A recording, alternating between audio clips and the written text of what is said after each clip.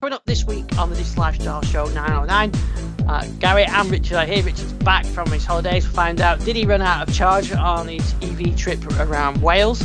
I'll give you an update on how I got on at the Silverstone Interactive Museum. Great spoiler, but that was great fun. I've got some new kits to talk about. We've got new builds and lots more, so let's get straight to Richard and Garry. Garry, good evening. Good evening. Oh, virtual Garry. Virtual Garry, yeah. We'll have virtual Garry. That's fine. Yeah, that's looking very cool. Hopefully, like the way. Hopefully, Richard should be able to join us soon. So, welcome back to another show. Oh, what's that tapping? What's that mean? I'm thinking is has Richard actually made it back from Wales, or did he even make it? That's the question. Of the Maybe day. he's run out of charge somewhere in the middle of a. Is he on some valley it's stuck at the top of some valley with his EV? I'm sure that's not the case. No, I'm sure we'll hear all about it when he does join us. Yes, it might be a chance for another Richard rants. After my mini rant last week. Yes, we've got some, and in fact, it continues as well. That I mentioned it was kind of getting a bit of a political story. Well, it looks like that is exactly what's happened, isn't it? It's going to be that the whole thing about EVs and petrol rules and everything is being used. Coming up to the election next year, so we'll try to avoid the politics, but it does seem to be that's the thing with announcing new gas drilling and all sorts of things. So I thought we were stopping burning stuff, but apparently we're going to do more. Anyway, avoiding that, but talking of some interesting things, we have got builds coming up to talk about. A couple of videos I've done. I've got something new I want to show you. I did say last week I was going to Silverstone, so I did go to the Silverstone Museum on Friday and thought it was a really excellent day out, whether you're into petrol engines, EVs or whatever. It's just an interesting place in the museum. Yeah, I imagine it was. It's kind of got like two sections to it. It's on 2 floors. It's quite a big area. First, I was going to say, if you're not on a race weekend, it's actually great because your Silverstone is so easy to get to nowadays. It's the dual carriageway straight in, dual carriageway into the car park. The museum is at the entrance to the car park. It's like 100 yards across the road to it. So if you're avoiding MotoGP weekend, which is this weekend, I think, British Grand Prix and maybe some like touring cars, you're going to be able to just wander straight in. So that was good. The other thing is $22.50 and you get your ticket is valid for a year. You can go again, I think. So you can have another trip. So that was quite good. So I might make a return visit. But yeah, there's a bit about the history of the circuit. So if anyone doesn't know, Silverstone, the racetrack in Northamptonshire in the UK, was a World War II training base for bomber planes, and the Wellington bombers were stationed there. Hence the Wellington Strait on the circuit, and a lot of other historical things. But there's other things like Abbey Corner. You get to find out where that come from because there was an abbey there, and Stowe with the Stowe School. So there's a bit about that, and then there's a bit about racing cars in general. But it's more of there are some great cars there: Senna's, Prost's, Schumacher, Coulthard. All these names, bikes, Barry Sheen bikes, touring cars. But there's a lot of interactive, with touchscreens, so you can find out how a combustion engine works. You can find out how tires work and degrade, and there's you can see brake pedals and things like that. And you can there's a nice little demonstration. There's 2 brake pedals. One is a road car brake pedal and one is an F1 car, and you can press them to see the difference. And it's got a little digital scale to show how you're doing.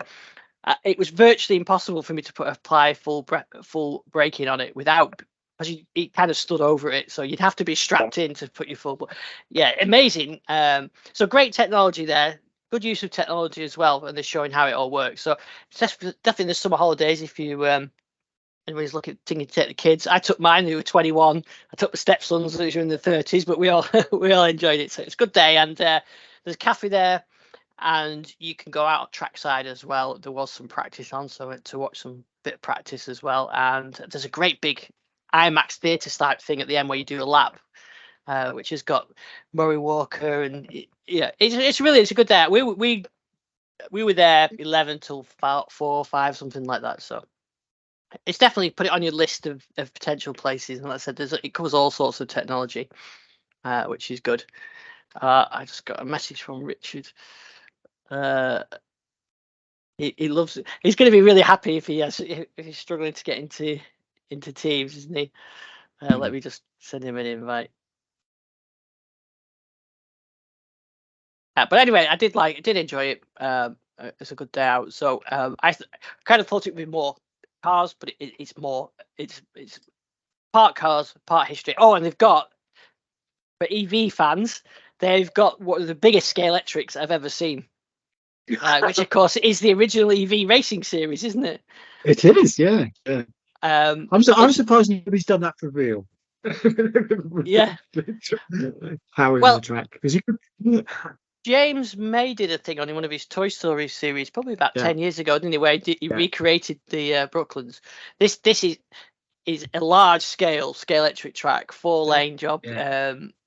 Reproduction of Silverstone.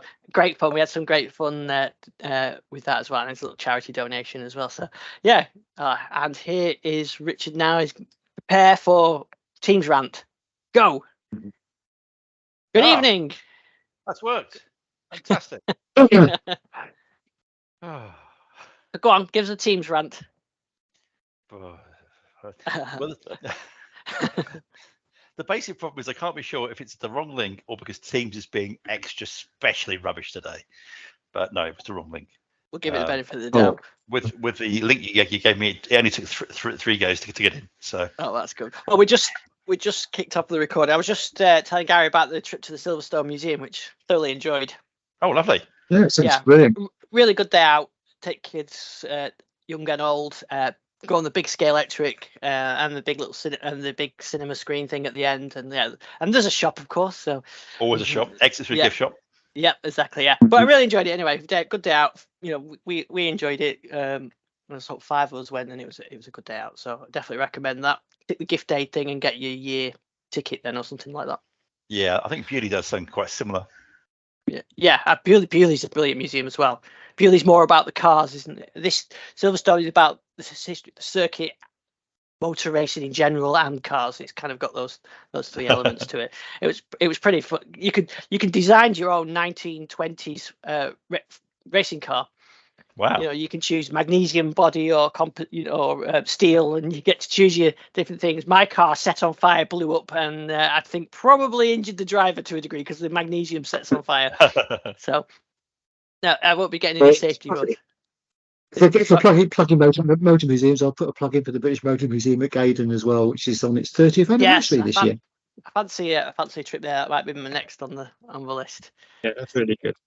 Some good technology there. Anyway, so that was a good fun day out. But of course, Rich, you've had a couple of weeks away. How was your trip in the EV? Well, interesting. Yeah. Wales is quite a challenge for an EV, isn't it? It's especially if your driver hasn't worked out the fact that you have to really plan your journey quite carefully and where you're going to stop, because if you don't, then you can come unstuck very, very quickly. We on the way back from Wales, we got down to, I think, a 10-mile range before finally finding somewhere that was working and it had a working charger. It was getting quite hairy at one point. Yeah, well, yeah. I mean, it's one of those things where again, I'm not going to actually criticize the EV thing too much, because you kind of should plan your route and think, okay, I'm going to have these places where I can stop and charge, and for whatever reason that wasn't done. And so we ended up getting down to, I mean, I get twitchy when it gets to 50 miles or so, whereas the person driving was used to petrol cars and liked to play the game where I'll wait till the fuel light comes on and then I'll start thinking about filling up, which is not how I work anyway. I'm not like that. Definitely, I'm not one of those people.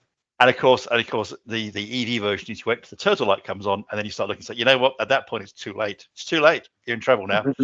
So yeah, we got down to a 10-mile range before finding somewhere. But I'd say a lot of it was, there was a lot of non-working chargers out there. There's a lot of non-working chargers out there, and there's apps and things that will help you a lot. But certainly, I don't think we're anywhere near the convenience that an ordinary internal combustion engine car driver is used to, because you do have to think quite carefully where you're going to charge up. So we made it, but it was quite hairy at one point. It was it was dark and it was late, and yes, Those are never pleasant experiences. Charge point after charge point wasn't working or was unavailable, or I mean, there was one which showed up on the map as available, but it turned out it was linked to a chain hotel, and they wouldn't let us use it unless you booked a room. So so there were a few like that as well. So he said, well, just pay for the charge. It's fine. No, it's guests only. You're not a guest, so therefore you can't use it. So just a whole bank of them just sat there we had no cars on them. So that's frustrating, isn't it? Because you pulled over as well, haven't you? So then you've wasted charge to get there. And depending which network it is, probably against their contract, because there's very few contracts which allow them to do that. Well, I would think so. I mean, there was one place where I can't remember. It was one of the big networks, and they'd put 3 charge points in a garage or get a garage area. And what the garage owner had done was put the cars for sale in front of the charge points, so you couldn't actually get to the charge points. His garage was closed, and he'd just put his 4 or 5 old cars that he was selling for a few £100 in front of them. So I thought, I'm pretty sure that's going to be against the contract that's put those charge points in there. But so the lesson is, you really have to plan your journeys if you're going somewhere that's a long distance away, which I think, Garry, you've always said, you have to plan them. You've got to plan. You do them, and I think that is a fault in some ways, because we shouldn't have to plan as much, and we won't going forward. I mean, I can see by the time the final shutdown of petrol car sales comes in, we won't have to plan anywhere near as much. I mean, I don't know if you actually heard last week's show when I had my mini rant, but did you? Oh yes, you did. Yes, but one of the things which did come in last week was the new regulations, which finally, so they charge point operators are now have to have 98% uptime on charges, which is a major step. I don't know. Hopefully, it'll be enforced. I mean, that's the one problem. The regulations are there, but who's going to actually enforce them? Yeah. And do you think? Do you think we're going to get anywhere near kind of regulation of pricing, because the pricing varies colossally between vendors? I mean, as in an incredible amount. It will vary from like 49 pence per kilowatt hour. I don't think we'll actually get a regulation saying you have to be what price you have to be selling it at, but I think we will get clear pricing. I think that's one of the problems we've had up to now. You don't know what price it's going to be until you start charging in a lot of cases. Which is totally wrong. And that is going to change. They have to show clear pricing going forward. And I think showing clear pricing is the first step to proper competition. Because when people they'll start shopping around a bit more as more chargers get it. I mean, the biggest issue is where chargers are. And it's not that we haven't got a lot of chargers. We've got an awful lot of chargers in the country now, and it's almost doubled in a year. The problem has been that where most people tend to stop is on main roads, at services or big garages on the main roads, and that's the most difficult place to get power to. And although they've got all the incentives to put the chargers out there, they haven't sorted out the power supply yet, and that's the biggest issue. And I think, I can't remember which one it was. It was even probably Moto. I think were the head of was complaining this week that he's got chargers all installed at a lot of his services, but no power for them. And he can't get the powers connected. Right. And we've talked about the way he leaves and stuff. It needs to be done to do that. But he's also just complaining that the power companies have got no incentive to actually to install this stuff.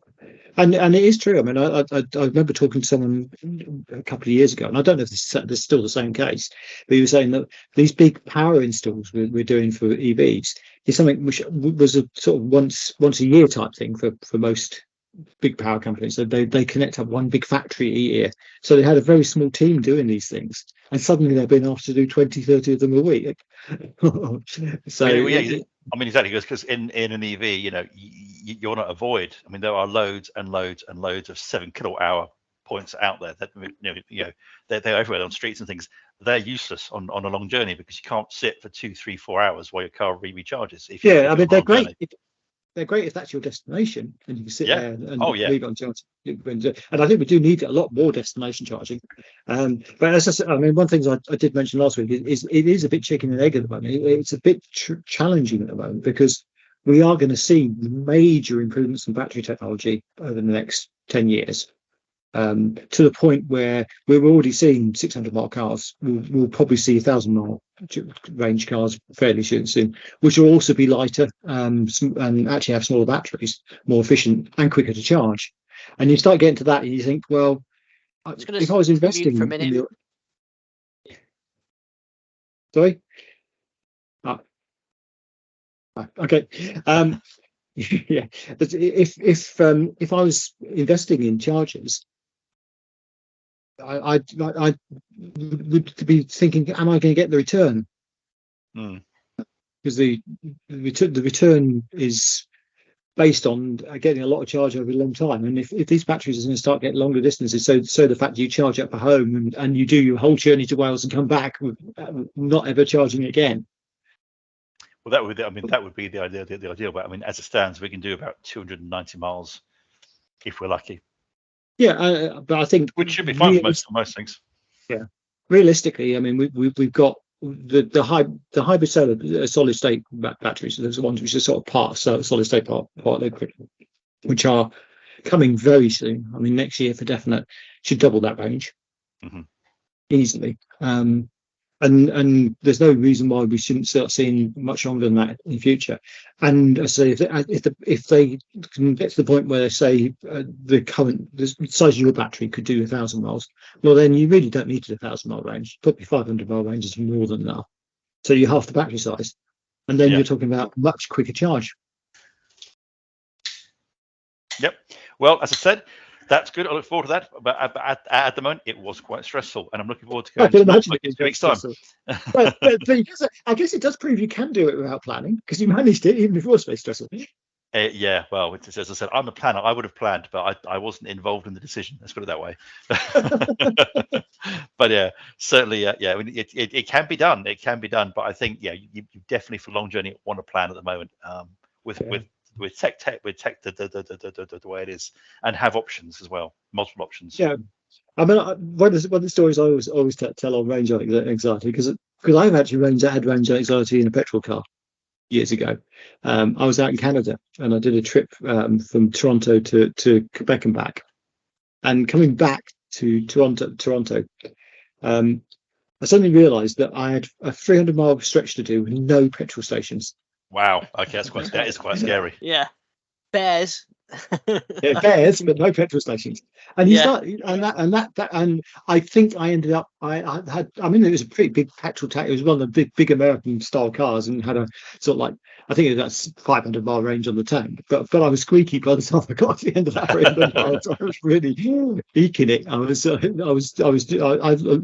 doing hyper driving before it was a thing, running on fumes.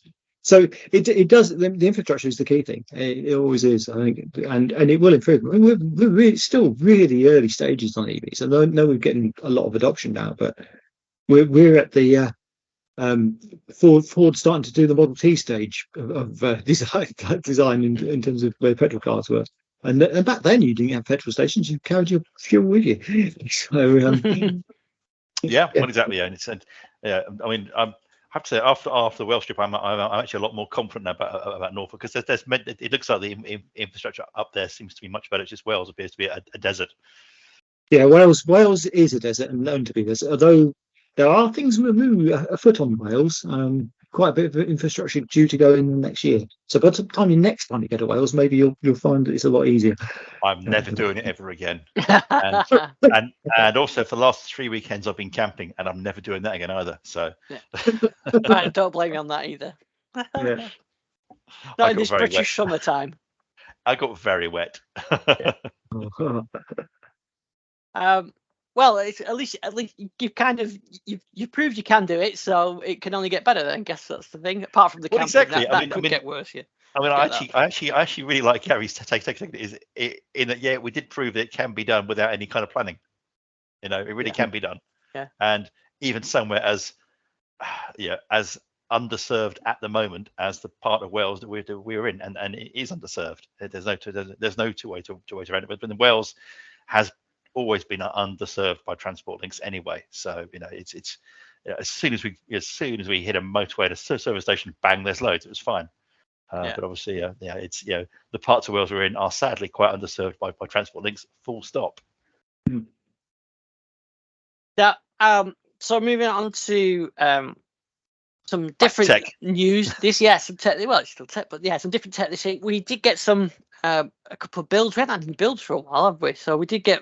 We are back with builds again, which is good to see. So I don't know if you've tried any of these builds out, but we have got let's have a look. We've got 25915 and for the Canary channel, and 23511 for the Dev channel. Yeah, so 25915. It's when you see in the Canary channel, it says new features from the Dev channel. You think, oh really? I thought the whole point of this was it was new features. It's not stuff from the Dev channel sort of finding its way. Which I think the big thing for Canary people is probably the I guess Outlook for Windows as an inbox app. I guess is the big thing. Yeah, and the file manager changes, the file explorer, file managers. I keep referring back to my Windows 3.1.1 days. File explorer has all the new features like the gallery and the address bars moved around, isn't it, and all that kind of stuff. Yeah, but and the mail, which is, I think it's really weird because it's trying to get used to that mail app, which is just a web browser, and I don't know why don't you just use it in the web browser? Why do you need an app for it? But some people do like an app, don't they? So for things, I guess so. I mean, it is, but I mean, it is quite weird seeing these features appearing. I mean, I guess I'm still confused as the purpose of the Canary channel versus the Dev channel, because I would expect to see the real bleeding edge stuff in the Canary channel instead of seeing things being dropped in from the Dev channel. It just seems quite strange to me. Perhaps I'm misunderstanding the point of the Canary channel. My feeling is kind of the Canary channel is for big under the hood type changes, and these other things like File Explorer, just things they can switch on and off. So they're kind of getting the core ready, and then they can start switching these features on and off. But it does seem a bit the wrong way around, really. Yeah. But it's more of I guess Microsoft would say the Canary channel is for testing things, not guaranteed to be in the build, in release versions, and like you said, bleeding edge features. But we're not really seeing that yet. But maybe the under the hood stuff and the platform stuff has changed. Maybe Garry can tell us more from a dev standpoint. I've changed things under the hood.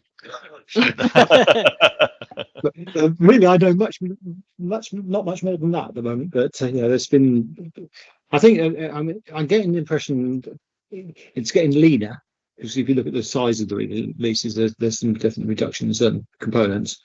So I think this is the let's not make too many changes, but they make it more efficient type release. It's all building up for Windows 12. Yes. Over on the Dev channel, we did get a few more changes. So in the category of things that I don't think people are that bothered about is the Windows Spotlight, which I think it looks nice and everything, but I can't guess that many people are really Windows Spotlight fans or enthusiasts. But it does look nice, but it has got a few improvements. Notifications, I don't know, actually this is one that might prove controversial perhaps, but instead of getting the counter of unread notifications that you get down the bottom, mine's on the little sleep thing I think at the moment, but it normally shows you the number down the bottom. It has a blue bell or a white bell or an uncoloured bell. That's different. So do you like notification counters, or do you like just notifications say there's something here, or do you want to see how many there is? I want a counter. Definitely want a counter. Why would I want a little blue dot to say there's something here? I don't know how many how many things there are here. Exactly. I mean, unless you're the kind of person that has maybe thousands and thousands. I mean, is there a number limit there, perhaps? Well, I think on Outlook you get 99, don't you, and things like that. So maybe there is, but I've got no new notifications I can show you. But I think it says like 7 or whatever. I don't know what the limit is, but that's going away. Although it may return. You get the little blue bell on there, but I wouldn't surprise me if that disappears as well. Like I said, they made some failed changes with File Explorer and Snap layouts. I'm still not seeing this with the icons in there. It hasn't shown up. So the experience is beginning to roll out. So I didn't get that setting or those changes. There was quite a few fixes in it and a couple of new issues. They've taken away, I think it was this build that's taken away Copilot, isn't it? I don't think I put it in the notes, but taking away Copilot if you're an Active Directory join machine. Yeah. I think it's coming back, but they've taken it away at the moment. Like I say, it doesn't seem to do that much anyway, so I don't suppose anyone's getting too upset by it. No, yeah. And of course, I think the other thing as well is they've added the ability to pretty much turn off phone link completely, haven't they? If you don't want it. So yeah. So it won't go hunting for devices with a Bluetooth. Oh, I see. Yeah. With Bluetooth. Yeah. And we also got a couple of beta builds as well last week. The week before it was a big list of changes, but last week it was just a few fixes for the beta channel. I mean, it all seems very quiet at the moment, if I'm honest. Yeah, I think this beta channel build is because that's got the new file explorer. It's got quite a lot of the settings and changes that we've seen in recent builds. So I think this beta channel is now revving up for a 23H2 release. Right. But it won't be a full build because beta channels aren't usually full builds either. They're just cumulative updates. So I think it'll be cumulative update 22H2, 23H2, and then the dev channel will be whatever comes out maybe next year. And obviously that's all for Windows 11. Yes, because we don't know of anything else yet. Who knows when? Not hearing any particular rumors about it, so we'll have to wait and see. Yeah. I mean, we're getting very close now to the end of Windows 10. Do you think Microsoft are going to keep up with their hardware requirements, or do you think they're going to blink? No, I think they'll keep them. Because we are going to come to the point. I mean, it's getting very close now where Windows 10 machines are going to drop out of support. Yes, that's right. And there's a lot out there still. Yeah, there is. Yeah, we're going to have a bit of an XP type issue. Whether they'll, by blinking, I think that what they may do is extend the Windows 10 support. Yeah, I mean that's kind of what I'm wondering if they might do that, because there's so many Windows 10 machines out there, and I guess the difference between say XP and Windows 7 or whatever was, they are quite different OSs. Whereas Windows 11, Windows 10, it does feel very much like the hardware requirements they still feel quite arbitrary, and I think with the current economic situation and companies extending the life cycle of PCs, I think that the replacement cycle is not going as fast as Microsoft needs it to, for people to have machines that can even run Windows 10.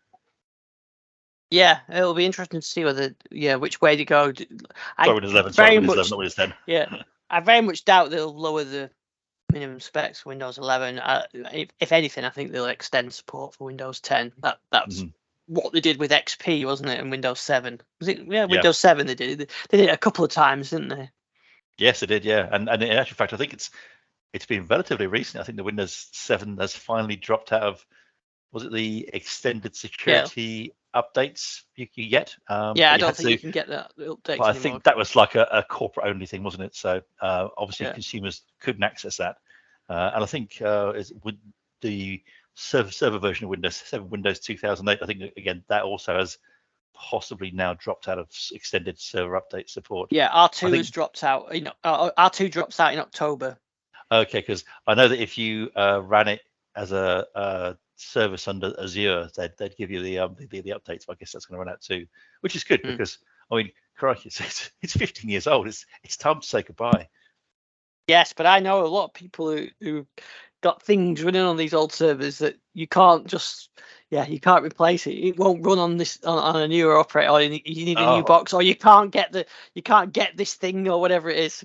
Exactly. Yeah, this driver won't work, or there's a beige box under someone's desk running a component that the whole company depends on, and you don't know what it is. I mean, I can remember a couple of years back talking to a Microsoft person who remained nameless, who after a few beers told me they still had people who would not let go of Windows Server 2003. He just stuck with it, and they said, we're quite having to fix stuff because it's just like people will not let go of their legacy stuff, and it's like big important corporate customers will not move on. And he said it's a real problem for them. So I guess it's going to keep on going.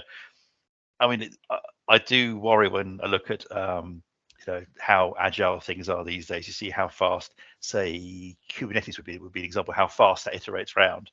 And you think, well, I know corporates that are hanging on to boxes from 10, 15 years ago. I mean, crikey, we know corporates that are still using mainframes. Old IBM hardware that they'll never change because it just works. And I think that same mindset has moved on to Windows Server. It still works. I'm not going to touch it. Yeah, that's it. I mean, there's a lot of that. You get in the IT services, you get a lot of grief for when you make changes that breaks things. So there is a lot of inertia to, a lot of I think a lot of leaving the status quo, because if you break something, you get so much grief. You've got to be careful, and I guess there's lots of old systems that perhaps the OEM that sold you the system or the developers no longer support it, or they don't exist anymore, or Bob that used to maintain it's retired, and you're trying to keep these things going. Yeah, absolutely. And of course, we all have to do friends and family tech support as well. And I dread software upgrades happening. I really do. When my uncle recently bought a new laptop that came with Windows 11. And I had to go there and basically make it look like Windows 10 as much as possible, because he was so confused by it. I was like, it's not that hard, really. It's just the start menus there. No. So I basically had to install some software to make it look like Windows 10 and put all his links and things on his desktop so it all looked like Windows. How he was used to it looking, because even things moving a tiny bit just confused the heck out of him. And I think that applies to many users who. Windows 11 is a change, and you're going to get it if you buy new hardware. You friends and family are going to get this new OS and need support. Yeah, that's it. I often wondered though about 2003 server. Is it one of the one of the most loved server operating systems since NT4 or 2000? It just seems one that everyone liked. Wasn't the home server based on TCP 2003? Media Center. Well, an XP in effect, wasn't it? XP Service Pack 2, wasn't it? Yeah.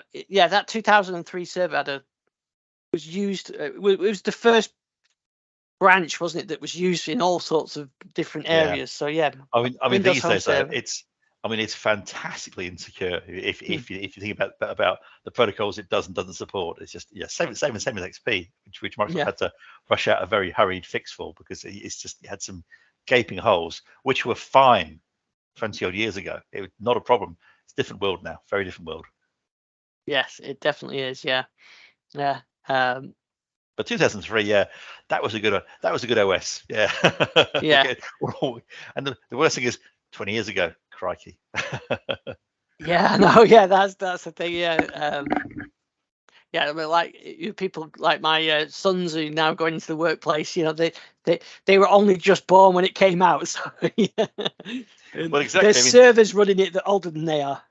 And we're now going to hit more modern games and things, because I was talking to a friend who was looking forward to, I think, a new version of a game called Baldur's Gate, and he said, it's 122 gigabytes in size, the download. And obviously at that point I said, 122 gigabytes, my first PC, games would fit in 255 bytes of CPU RAM. We had 12 kilobytes in the console if we were lucky. Sometimes we'd buy the 32 kilobyte memory expansion that gave us 24 kilobytes of actual RAM that we could use. Oh, those are the days. And they look at me as I'm mad. Yes. I tell them about my 16K RAM pack from ZX81. Blu-Tack, definitely. Blu-Tack was how I kept mine on. I remember programs you could, I think I've told this story before, but when you on the 1K spectrum, for some reason strings took less memory than numerics. So if you were like initializing a variable, you'd say let a string equal 1 in quotes, and that took less bytes than a equals 1. I don't know, Gary, why would that be? There's lots of reasons it could have been. Because it was rubbish. Probably. Probably. Great fun. I did see actually, Ian, I mean, you may know about this. I did see a repair video, because I do quite like watching the repair videos of old computers. And there was a guy fixing a ZX81. I hadn't realised that there was space on the board for 16 kilobyte RAM chips on the board itself. Were you aware of that? Oh, is there? Yeah. No, I had never known that until I saw the crikey. She could actually have put 16 kilobytes on the board instead of having to make do with that awful, dreadful RAM pack. And I have to say, on the ZX81, that RAM pack was just awful. It was a nightmare. I mean, I know. I know Sinclair built down to a cost because, again, for the time it was very cheap, very, very cheap. I mean, obviously we think back, crikey, it was very expensive at the time, but looking back on it, it was compared to the competition, it was so inexpensive. But wow, yeah, that RAM pack, and of course each time it wobbled, the machine would do a reset.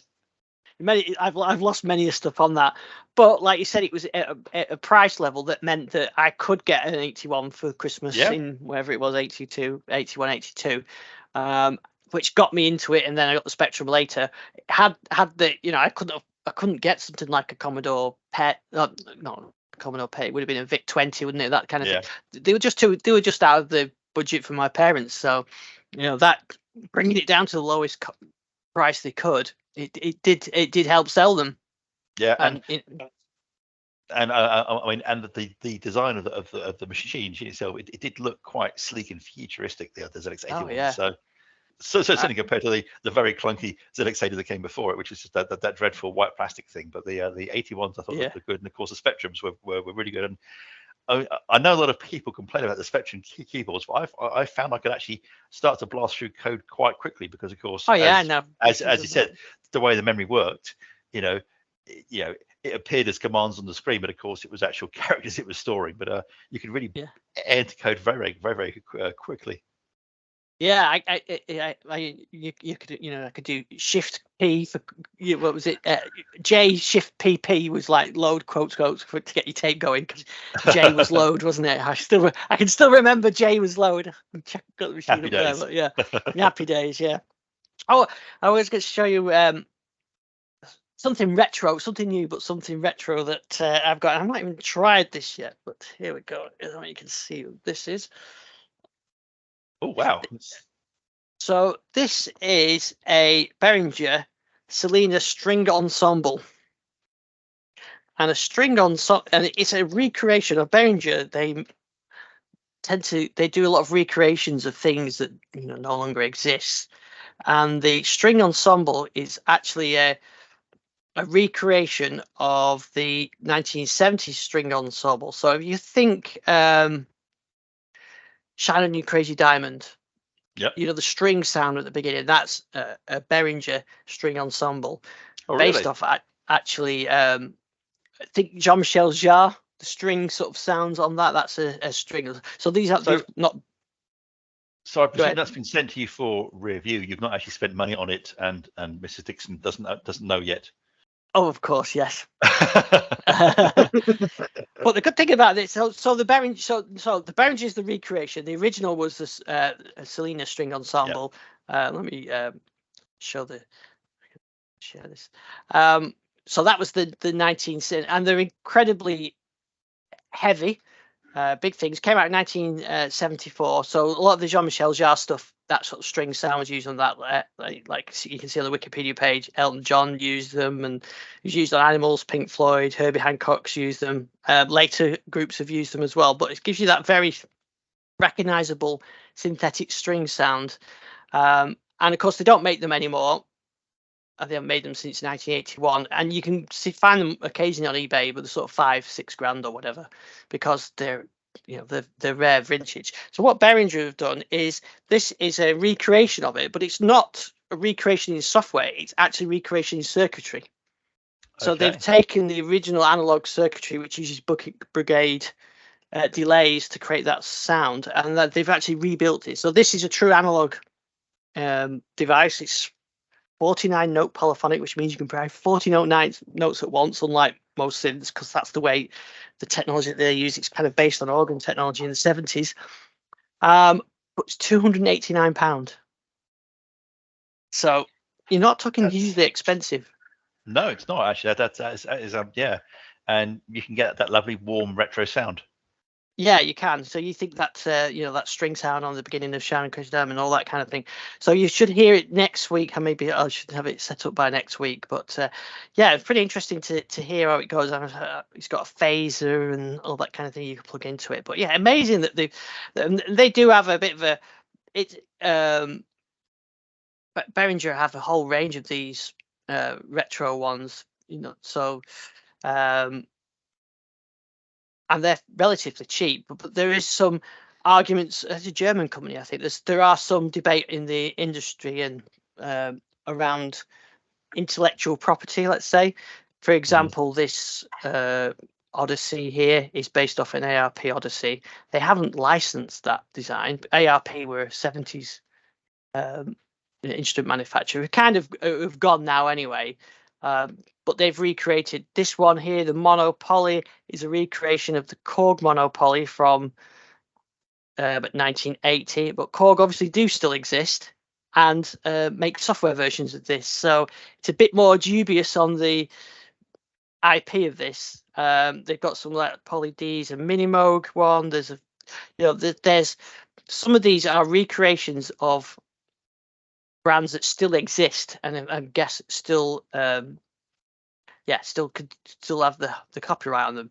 So there's drum machines and things like that, but they are very affordable. So there's no way I would pay $5,000 or whatever for a 1970s string machine. The fact that it would probably it requires a lot of maintenance to look after these old bits of kit, as we've talked about in the past. But yeah, they're big, heavy, and then so in some respect they're kind of democratizing these old vintage kits. They made the TB303 clones. The TB303 was the Roland bass machine that's all the late 80s, early 90s acid tracks. Really expensive to buy original ones now. They were throwing them away in the 80s, and then of course with acid, they are now worth $2-3 grand, whatever. And these ones now are a couple £100 to buy these recreated ones. But of course, Roland still exists and still have that designs, but they choose not to make them at the moment. So I guess that's so it's a bit of an ambiguity on it. But for stuff like this, the Selena, which is something that you can't just go and buy a new one. So I think this is gonna be interesting. So I'm gonna set this up. So it's I should be able to talk about it next week as well. But it's a nice little desktop module as well. So of course you're not filling your desk up with another synth, which is often the problem when you not just get a bit carried away. Not just talk about it. Let's hear it too. Yes, I will, because I've not unboxed it yet, so we've got to do all that, and then we'll be able to hear some of it next week. I would imagine I'll be using it in some form or the other. So good, interesting stuff. So it's the first one of this Behringers that I've got, but I said that it's an interesting market they're going for. But they also have a bit of a thing where they seem to announce products. I think this was announced in 2020, and they just shipped in the last month or so. So there's a long lead time on some of them. So and they always seem to be working on something. So there's always a lot of interesting debate. But I've got a real one in front of me. So report back next week on that one. I don't know if you've got any other new gadgets or anything that you wanted to talk about this week. No, I'm gadget free. Although I've just seen news that I don't know if you're aware of the plight of the Voyager 2 probe. No. Well, it's again one of those things that I would not want to be that engineer. A couple of weeks ago, an engineer managed to send up a command that caused Voyager 2 to point its antenna, I think, about 2 degrees out of alignment with Earth. And of course, these probes are the ones that are heading obviously into interstellar space at the moment. They've been running for 40+ years. They've got maybe, if we're lucky, another 5 years of life left in them. They've fiddled the power and things, try and eke out just as much life as they can. And unfortunately, an engineer managed to upload a set of commands that caused it to just lose contact with Earth. And which is unfortunate. Now, then? Well, no.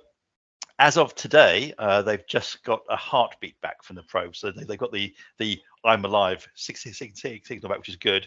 And I think if all goes to plan, the probe should automatically point itself back at Earth, or where it thinks Earth should be, in October. But I'm just thinking, we as coders and techies, can you imagine being that person that did that? Yes. Funny enough. Imagine that sinking feeling you would get. Yeah. You think, I've lost it. Oh no.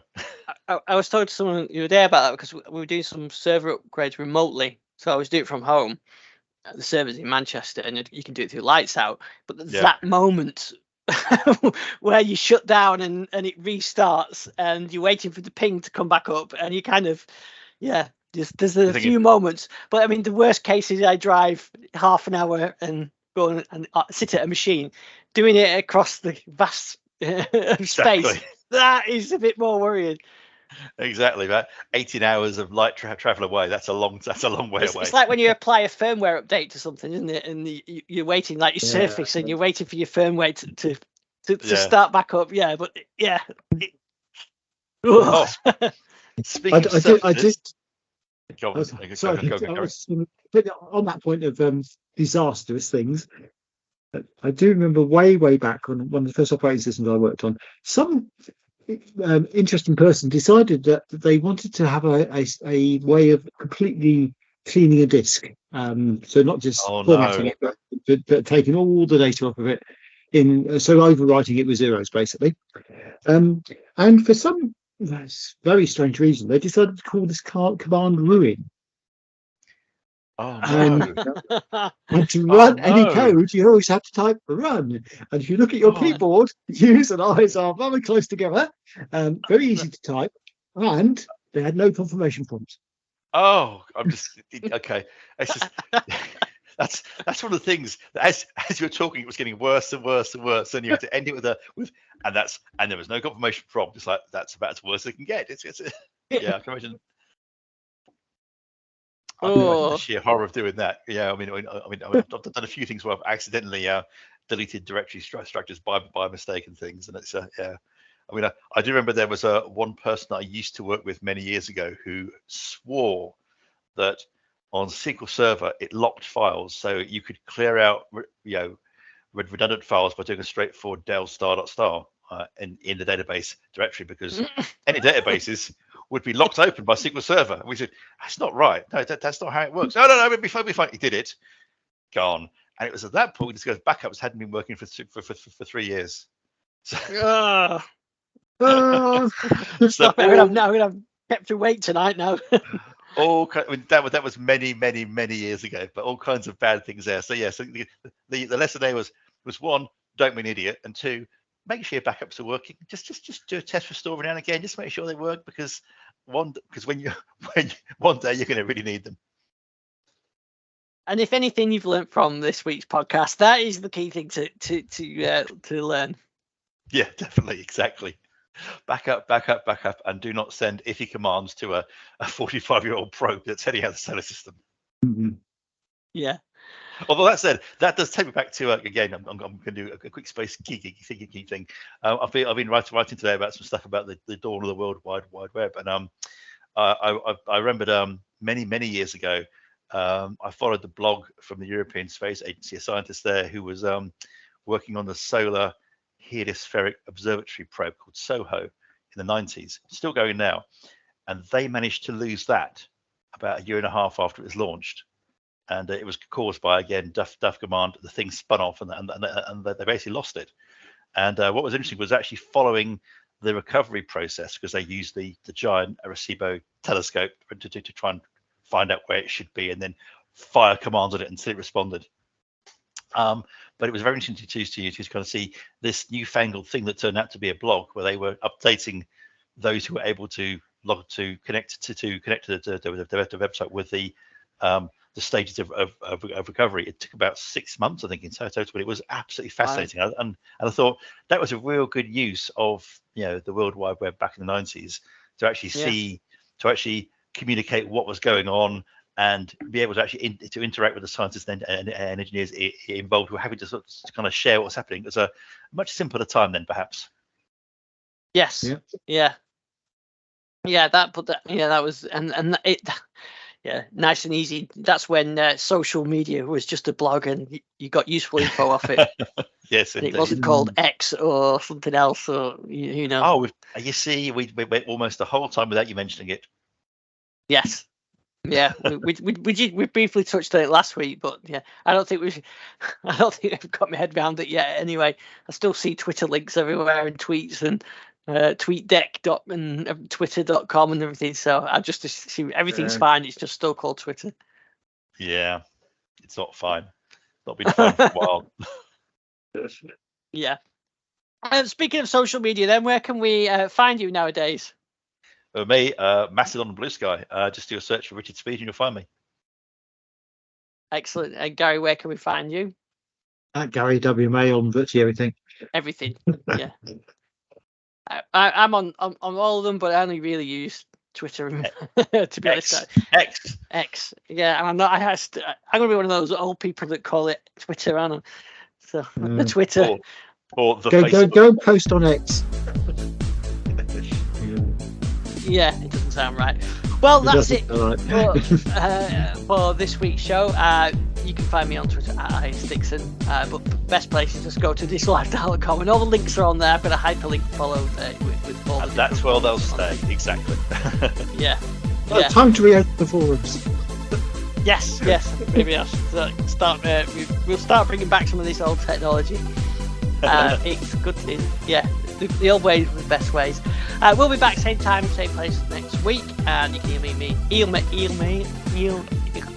email me at ian@dislifestyle.com. We'll see you next week. Take care. Bye bye.